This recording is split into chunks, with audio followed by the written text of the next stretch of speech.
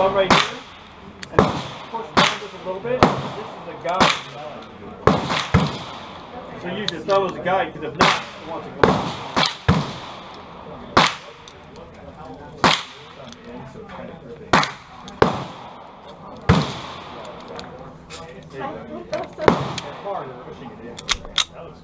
It's just hard to look at it.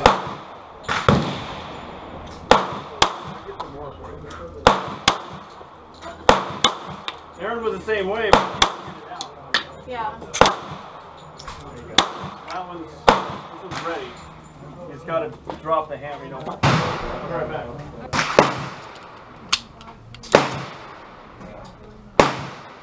I'll get a little flinchies myself. Look at my arm.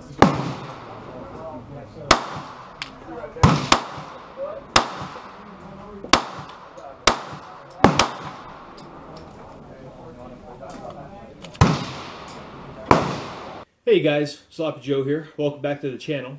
So as promised, I got out today and did a little range time with the Polish Radom P-64 chambered in 9x18 Makarov. So I got out today, shot a couple boxes of some Silver Bear 9x18. This is Full Metal Jacket. And I shot a little bit of a 95 grain Hornaday hollow point.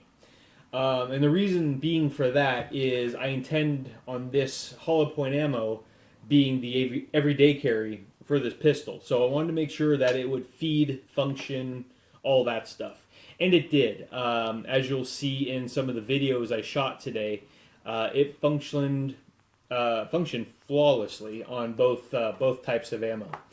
As far as feel, the pistol initially, it felt a little snappy, and it recoiled. It had a kind of a stingy recoil, but I will say that I initially approached this shooting it as if I would shoot it like one of my full-size CZs, in that I kind of had a little bit of a relaxed grip, and I think that was just allowing a lot more recoil and sting to transfer through. So once I tightened up my grip and found a nice balance between having a nice tight grip but comfortable, and then figuring out the trigger and all that kind of stuff, things just really smoothed out and shot very well. From that point on, it was just a matter of doing a little bit of adjusting back and forth with the backs, with the rear sight, and just kind of trying to find a happy medium for the moment, before I can spend some more time and get it finely tuned for where I'd like it to be. But I got it pretty close to where I'll be fairly happy with it. We did some shooting today at 7 meters or 21 feet or so. And it was accurate. I'll say it was adequately accurate. Definitely is not a laser beam, especially with me messing around with the rear sight. But it once I dialed it in fairly close, and I got comfortable with where the trigger brake was versus where the trigger reset was, and once I got comfortable with my grip, where to place the tip of my finger, I find that different pistols I own, some I need just like the tip of my finger. Some I need to put in a little bit more to find kind of that happy pull to where I don't pull left or right. So once I kind of found the right ideal setup for where my hand needed to be, the grip, where my trigger finger placement needed to be, once I figured kind of all those little things out, things kind of started to pull together for me. As far as the function of the pistol, it functioned flawlessly. There was no hang-ups, no miscues of any kind, no oh crap moments. It just, you pull the trigger, it goes bang, as expected. I'd say, as far as my personal experience with very small pistols, this, for me, functioned on par with some 38 snub-nose revolvers that I've owned in the past. I believe it was a model, I want to say a 642, a little 38 snubby airweight, Smith & Wesson. I was never fantastically accurate with those pistols, but at 7 yards, I could definitely, shoot a 6 to 8 inch group with fairly quick follow-up shots. Again, not a laser beam for me, but no pistol really is. I'm not a fantastic pistol shooter. So this, I would say, functioned on par with those types of pistols for me. It functioned like a very short-barreled, compact pistol. A little snappy, but that was, I figured out how to best control that, and I got better with it the more I shot. So as far as accuracy goes, let's take a look at one of the targets. Again, this was set up at 21 yards, or I'm sorry, 7 yards, or whatever that works out to, 21 feet. So you can see down here, I was still playing with the rear sight, and so I adjusted, got it back in the center, so most of my shots became centered, and then at that point, it just became more a matter of figuring out if I aim at the bottom of the red, if I line up the blade, the front post and the rear blade sight, and line them up here, where are they going to hit? So I found that if I aimed here, I would kind of, my shot placement would be 1 inch to 3 inches above that point. And then I could compensate and figure out, okay, if I aim at the second ring here, my shots would kind of hit more in the X. So I had to kind of figure out a little bit of the compensating. And then I did some quick, just some quick follow-up shots, just bang, bang, just to kind of see where I would hit.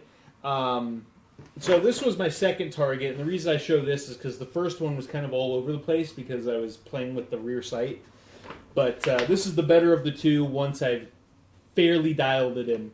And I would say, again, it's adequately accurate. So if you discount this portion where I was playing with the sight still, and you take into account this area here where I was getting fairly comfortable with it, I would say that's pretty accurate for the type of pistol, the size, the caliber, and the fact that I've never shot this pistol before until today. So again, I will take that. It's accurate enough for its intended role, being a personal self-defense pistol. It's not something that I would be looking to shoot at somebody in a situation that may call for it. I'm not going to want to shoot it, 100 feet away or anything like that. 50 feet and closer probably is where I would be comfortable with this. Anything after that, for my personal abilities, I would be thinking that's a little bit of a stretch. So anyway, perfectly accurate for its intended purpose, functioned perfectly, no issues. The way it functioned felt good, a little snappy, but once I became comfortable with that, I could overcome that by inputting a little bit more forearm strength, things like that, and I could kind of tame some of the snappiness.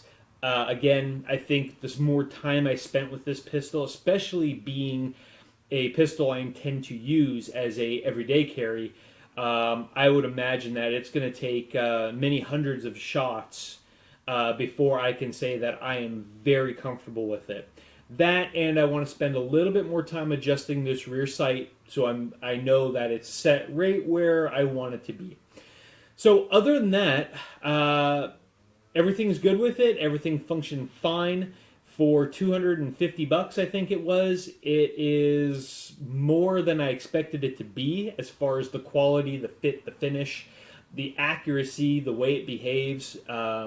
It feeds on both types of Full Metal Jacket. Hollow points perfectly fine. No issues there. No reason to worry why, if I had to, no reason to worry that it would not function. You pull the trigger, it goes bang. It's very simple.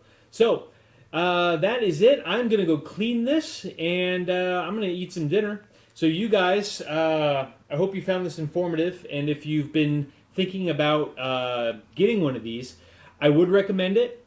It's not because I bought this pistol myself, because if I hated it, I would say, hey, this thing sucks, get rid of it, and I would sell it and do something different. But I can say that after today, I'm looking forward to shooting it a whole lot more.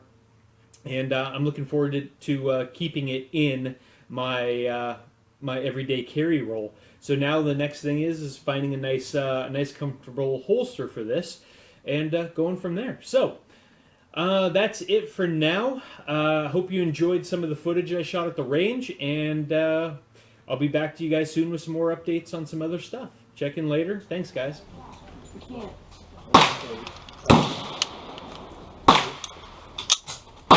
Okay. Very light trigger compared to you.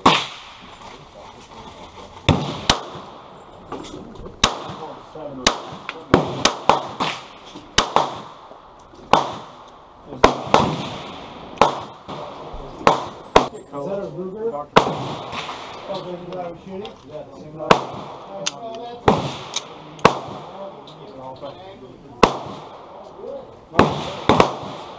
Do you birdie it? Put the sights up high and low, or?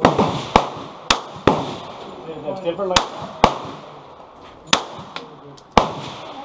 yeah, you got more rounds in it. All right, try one more.